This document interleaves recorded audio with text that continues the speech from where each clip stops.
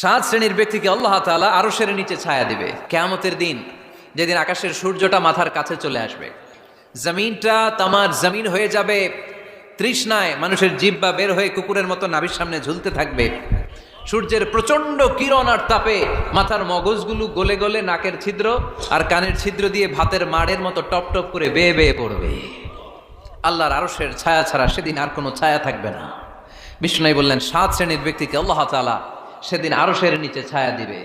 তার মধ্যে থেকে এক শ্রেণীর ব্যক্তি, কিশোরগঞ্জের ভাইরা খেয়াল করে শুনেন, তার মধ্যে এক শ্রেণীর ব্যক্তি হচ্ছে রজুলুন তাসাদ্দাকা বিসাদাকা ফাআখফাহা।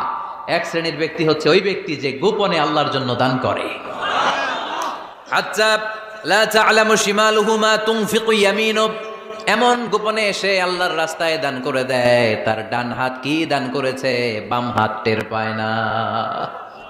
ডান হাত কি দিল, বাম হাত দেখে নাই। অন্য মানুষ জানা তো দূরের কথা, এই গোপন দান আমার আল্লাহর কাছে খুব প্রিয়।